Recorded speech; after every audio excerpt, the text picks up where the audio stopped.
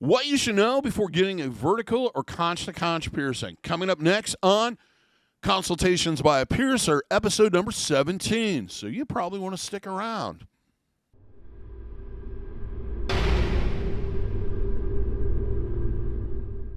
For those that are new to the channel, welcome to the channel. Welcome to the Body Piercing and Tattooing channel. Hope you're enjoying the videos. Hopefully you're finding them helpful.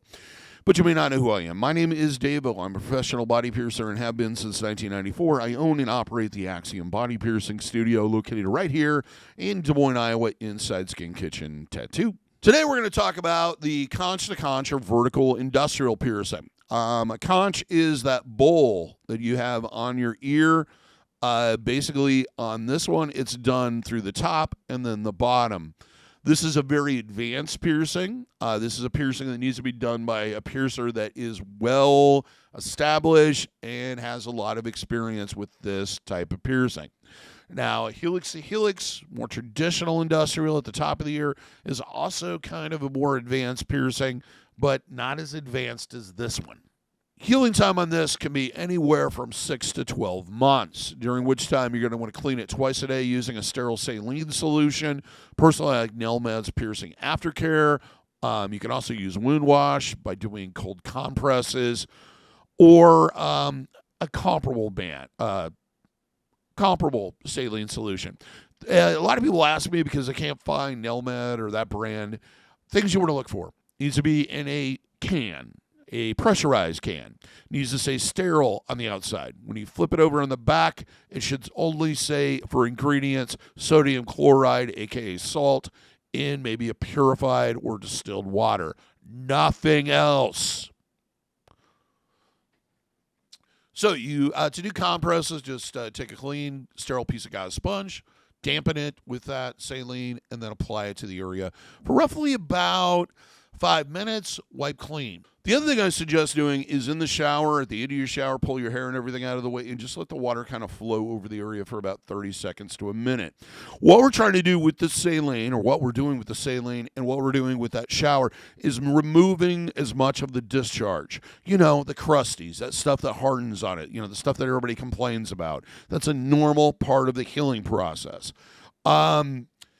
If you can't get it off using these, or it seems like there's an obsessive amount of it, you may have another issue, and I would suggest going to see your piercer and have them clean it for you.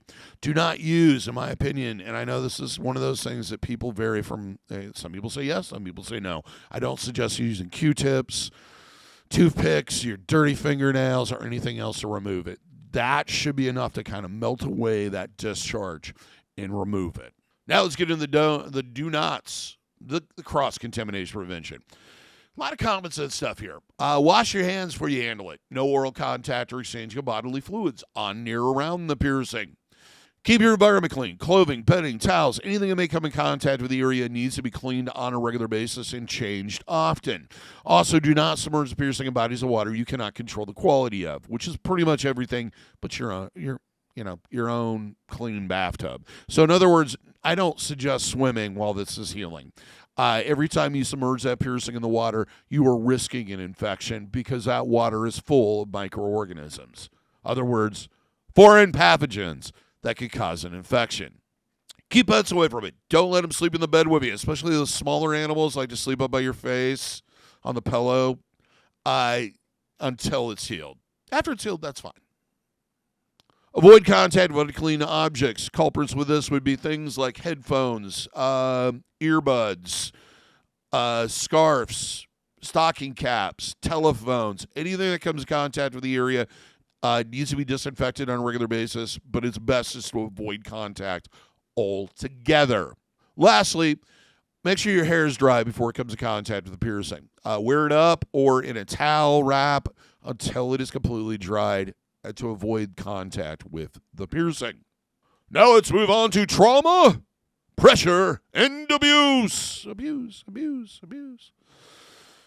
This piercing really hates pressure. Basically, in essence, what we're doing is we're putting a barbell in and attaching it to two separate piercings. And for that reason, any pressure that would expand that area or anything that's going to bump the area is going to cause problems. These are very grumpy little piercings. It's best to try do not sleep on the piercing. If you do have to sleep on that side, I really suggest getting one of those U-shaped pillows and putting a clean sock on it and sleeping with your ear inside it, or taking 2 pillows and sleeping with your ear in the center of them. It is best not to sleep on that side at all. You should take that into account when you're picking which ear to do. I mentioned earlier headphones, over-the-ear headphones. Avoid anything that's tight-fitting or anything that's going to put pressure on the ear, like helmets, hats, earmuffs. Anything that's going to have contact with the area is probably going to be uncomfortable, and it will cause, in a lot of cases, for that area to kind of expand a little bit. As far as things that go into your ear, it really depends on your anatomy and the size of the earbuds or stethoscope or hearing device. Lastly, don't play with it. Don't spin it. Don't rotate it. Don't move it. It's not a fidget spinner. It's not a fun toy. Leave it alone. The more you mess with that, the more you rotate it and move it, the more likely you are to see issues. And this piercing is prone to issues more so than other ones. Now let's talk about jewelry. Straight barbell is pretty much it, either threaded or threadless. It may be bent to fit your ear, and the reason being is that it really depends on what is in the line sight of the piercings. Like, for example, if your daith area, this area where you take your finger, go down the helix, and you go into that center of the ear, if that area is highly raised and there isn't a clear line, they may bow it out a little bit. The thing with custom jewelry bins is you may have to go back to that piercer every single time you want something new. You're not going to be able to just buy it on the internet and just slip it in there. It needs to be bent and shaped correctly. And this is a skill that not all piercers have or feel comfortable doing. You do need the proper tools to do it correctly, and it can be a bit of a hassle. Now, if it is threaded, even with threadless, you want to check those ends on a regular basis. Make sure that they are on there tight and they're not going to fall off on you. Because it's behind the ear, it tends to come in more contact with hair and various other things. I know a lot of people like to tuck their hair behind their ears, in glasses and sunglasses and masks and everything else. So do check them on a regular basis. Now let's talk a little bit about pain. This is going to be more than a helix-to-helix piercing, just basically because cartilage piercings tend to be a little more grumpy. Not always, but sometimes.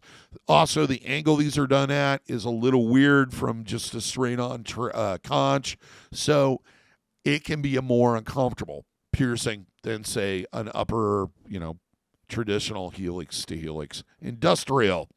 There can be a little bit of pressure when that can be uncomfortable when we're inserting the jewelry. These piercings are done separately. I know some of you probably know this already, but usually there's a slight increase from the first piercing to the second piercing. Don't worry, you can live through it. It's not going to feel great, but you can get through it. I'm telling you. On a scale of 1 to 10, I would say these are more in that 5 to 8 maybe, depending on the shape and how much work they have to do to get the jewelry in. Now, this piercing, you're going to have throbbing and aching for probably up to about 5 minutes after it's done, and then it is going to be tender to the touch, sometimes up to a month. It is just one of those piercings that you bump it, you're going to damn well know it. Listen to that, because that means you're doing something you're not supposed to. It's there to help train you to keep away from it. So don't be constantly touching it and going, when's it going to stop hurting? Because you're just agitating it, and that's just prolonging that. So leave it alone. Let it be. You'll have plenty of time to touch it, play with it, spin it, whatever you want to do with it after it heals. Anatomy. Anatomy is vastly different from person to person. This is one of those piercings where if you come in to get it done, I would suggest having a backup plan. Another piercing that you may want to do, maybe another ear piercing. Not everybody has the perfect anatomy for this. And not every piercer is going to have the proper jewelry for it. These can take some really long barbells, and these are a piece of jewelry that's kind of specialized and only used for a couple things, so they may or may not have them in stock. So go in with that in mind. The biggest thing is there must be a straight line from where it's going to go on the top to where it's going on the bottom. If you have a lot of structure on the inside, like at that daith area I talked about earlier, this may not be the piercing for you, or your piercer is going to have to bend the jewelry to match, and that may cause its own little problems. So understand, flatter that area is, the more of a straight line, so you can just shoot right through there, the better off. But that varies greatly from person to person. And as always, the placement needs to match your anatomy, the shape of your ear. And that's very different from person to person. So understand all these things going in. What other things you should consider? I really suggest that if you wear glasses, full-time or not, sunglasses, any type of hearing devices, bring them in with you when you get the piercing. When we're marking it, it's important to know that we're not going to have contact with those things, because that can adversely affect whether or not you can wear those glasses and keep the piercing. With hearing aids or hearing devices, stethoscopes, earbuds, etc., it really depends on how far into the ear we have to do to get that straight line. Sometimes it doesn't mess with it too much. Sometimes it might be a situation where you have to avoid it until it's healed. But if you rely on any of those things, bring them in. Let us know that you do wear them so that we can test it out before we actually do the piercing. This is a more advanced piercing than other piercings of the ear. Be prepared that the piercer may refuse to do it because they don't feel comfortable with it. And also, you may not just don't have the anatomy for it. So always come with a backup plan. Also, because it is a very advanced piercing, your piercer needs to have a lot of experience with this type of piercing. It's not something that somebody that's only been doing this for a few months is really going to have the grasp of how to read the anatomy and get it in there correctly. The other thing is this is a rare piercing and not one that people do often.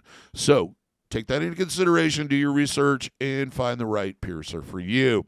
As I mentioned in pretty much every video, if you are planning on going on vacation or going to be out of town on business for a long period of time, it's best to wait until the piercing is healed before you do that, or wait until you're done doing that and then get it pierced.